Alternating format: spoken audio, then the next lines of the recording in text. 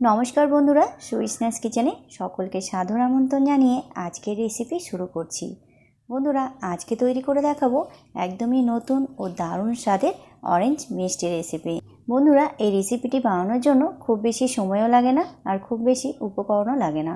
সামান্য উপকরণ দিয়ে একদমই অল্প সময়ে এই রেসিপিটি বানানো যায় আর এর স্বাদ অসাধারণ হয়।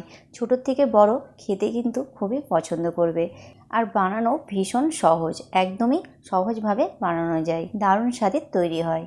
তো চলো শুরু করা যাক আমাদের আজকের এই দারুণ স্বাদের অরেঞ্জ মিষ্টি রেসিপি। আশা করছি আজকের রেসিপি সবার কাছে ভীষণ ভালো লাগবে। আর বন্ধুরা, ভিডিওটি ভালো লাগলে অবশ্যই কিন্তু প্রথম থেকে শেষ পর্যন্ত দেখার অনুরোধ রইল। এই দারুণ স্বাদের অরেঞ্জ মিষ্টি বানানোর জন্য সবার প্রথমে আমি এখানে 3টে কমলা লেবু নিয়ে নিয়েছি। আর বন্ধুরা, এখন যেহেতু শীতকাল আর শীতকালের সিজনে কমলা লেবুগুলো কিন্তু খুব মসৃণ দেখতে হয়। তো এখন আমি একটা চপিং বোর্ড নিয়ে নিয়েছি। এবার আমি একটা ছুরি নিয়ে কমলা লেবুগুলো কেটে নেব। প্রথমে কমলা লেবুটা এরকমভাবে মাঝখান থেকে কেটে নেব। বন্ধুরা, মাঝখান থেকে এরকমভাবে কেটে নিলে বীজগুলো কিন্তু খুব সহজেই বেরিয়ে যায়। তোমরা দেখতেই পাচ্ছ বীজগুলো কিন্তু দেখা যাচ্ছে। এবার আমি হাত দিয়ে এরকমভাবে বীজগুলো বের করে নেব। কত সহজভাবে বীজগুলো বেরিয়ে আসলো। এইরকমভাবে মাঝ বরাবর লেবুটা কাটলে বীজগুলো খুব ইজিলি কিন্তু বের করা যায়। এখন আমি এগুলো ফেলে দেবো। একই রকমভাবে আমি আরও একটা লেবু নিয়ে নিয়েছি আর একই রকমভাবে মাঝ বরাবর ছুরি দিয়ে কেটে নিচ্ছি। তো বন্ধুরা, সবগুলো লেবুই আমি কেটে মাঝ বরাবর এরকমভাবে বীজগুলো ফেলে দিয়েছি বের করে। কমলা লেবুর ভেতর থেকে বীজগুলো প্রথমে বের করে নিতে হবে। এবার কমলা লেবুগুলোর খোসাটা আমি ছাড়িয়ে নেব। বন্ধুরা, দেখো কত সহজেই কমলা লেবুর খোসাগুলো এরকমভাবে খোসা ছাড়ানো হয়ে যাচ্ছে। এখন আমি সবগুলো কমলা লেবু একই রকমভাবে খোসাটা ছাড়িয়ে নেব। তো সবগুলো কমলা লেবুর খোসাগুলো আমি ছাড়িয়ে নিয়েছি। এখন এবার একটা মিক্সির জার নিয়ে নিয়েছি। এখন এবার মিক্সির জারের মধ্যে কমলা লেবুটা দিয়ে দিতে হবে। এবার এর মধ্যে দিয়ে দিতে হবে হাফ কাপ পরিমাণ জল।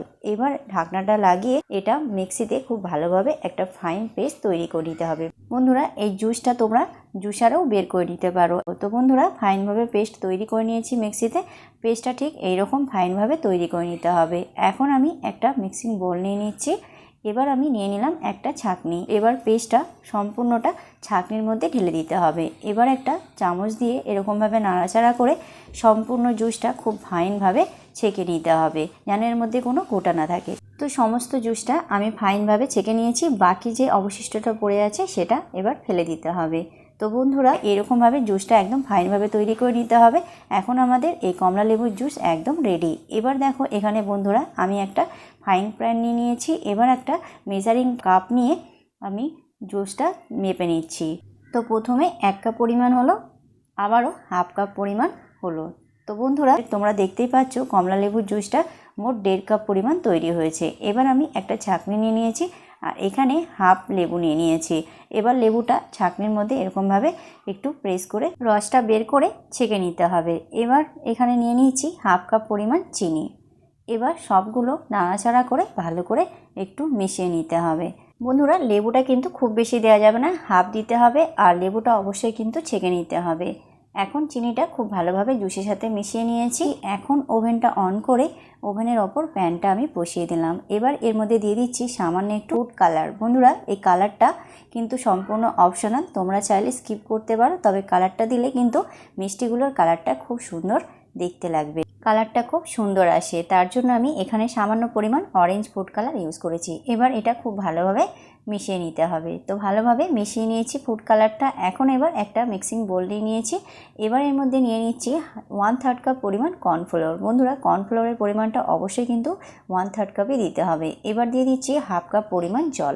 এবার এটা চামচের সাহায্যে খুব ভালোভাবে মিশিয়ে নিতে হবে, যেন এর মধ্যে কোনো লাম্পস না থাকে। একদম লাম্পস ফ্রিভাবে এটা তৈরি করতে হবে। তো বন্ধুরা, এখন আমাদের এটা একদম রেডি। এবার আমি এই মিশ্রণের মধ্যে কর্নফ্লোরটা দিয়ে দিলাম। এখন এবার এটা নাড়াচাড়া করে কন্টিনিউ এটা নাড়াচাড়া করে রান্না করে নিতে হবে একদম লো ফ্লেমে। এটা বন্ধুরা একদম লো ফ্লেমে রান্না করতে হবে আর অনবরত এরকমভাবে নাড়াচাড়া করে যেতে হবে। তা না হলে মিশ্রণটা নিচে বসে যেতে পারে আর দলা পেকে যেতে পারে। তার জন্য একদম লো ফ্লেমে কন্টিনিউ নাড়াচাড়া করে রান্না করে নিতে হবে। মিশ্রণটা সামান্য একটু ঘন হয়ে আসলে তখন এবার দিয়ে দিচ্ছি এর মধ্যে 1 চামচ ঘি। এবার ঘিটা দিয়ে সামান্য একটু নাড়াচাড়া করে মিশিয়ে নিতে হবে। বন্ধুরা, ঘিটা দেওয়ার কারণ হচ্ছে ঘিটা দিলে মিশ্রণটা শাইনিং চলে আসবে আর ঘিয়ের ফ্লেভারটা খেতে খুবই ভালো লাগবে।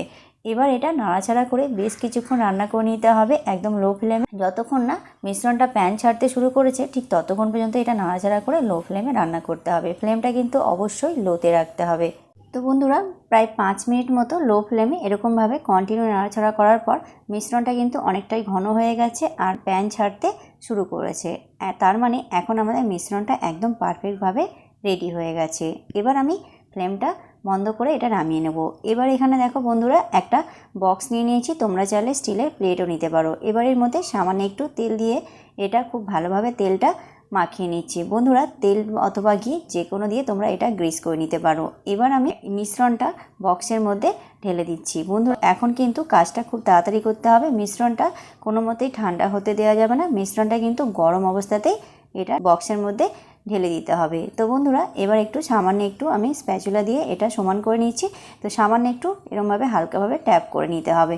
এবার এটা ঢাকনা দিয়ে ঢেকে দেবো। এটা ঢাকনা দিয়ে ঢেকে আমি ঠান্ডা হওয়া পর্যন্ত অপেক্ষা করব। এটা ফ্রিজে দেওয়ার দরকার নেই, 10 মিনিটের মধ্যে এটা ঠান্ডা হয়ে কিন্তু খুব সুন্দরভাবে এটা সেট হয়ে যায়। তো বন্ধুরা, ঠান্ডা হয়ে গেছে, ফিরে আসলাম প্রায় 10 মিনিট পর। এবার আমি ঢাকনাটা খুলে নিচ্ছি। তোমরা দেখতেই পাচ্ছ বন্ধুরা, এটা কত সুন্দরভাবে সেট হয়েছে, এক দারুণভাবে কিন্তু সেট হয়ে গেছে। এবার আমি একটা প্লেট নিয়ে এটা মোল্ড আউট করে নিচ্ছি। তোমরা দেখতেই পাচ্ছ বন্ধুরা, কত সহজভাবে কিন্তু এটা বাক্সের মধ্যে থেকে বেরিয়ে আসলো। কত সুন্দরভাবে এটা সেট হয়েছে তোমরা দেখতেই পাচ্ছ। এখন আমি একটা ছুরি নিয়ে এটা কেটে নিচ্ছি। তোমরা ছোট অথবা বড় যে কোনো সাইজে তোমরা তোমাদের পছন্দ মতো কেটে নিতে পারো। তা আমি একটু বড় বড় সাইজ করে এরকম করে কেটে নিচ্ছি। বন্ধুরা, তোমাদেরকে একটু কাছ থেকে তুলে দেখাচ্ছি। তোমরা দেখতে পাচ্ছ বন্ধুরা, মিষ্টিটা কত সুন্দরভাবে তৈরি হয়েছে আর দেখতে কতটা সুন্দর লাগছে। দারুণভাবে কিন্তু এটা সেট হয়েছে। বন্ধুরা, এটা দেখতে যতটা সুন্দর, এটা কিন্তু খেতে তার থেকে বেশি ভালো হয়।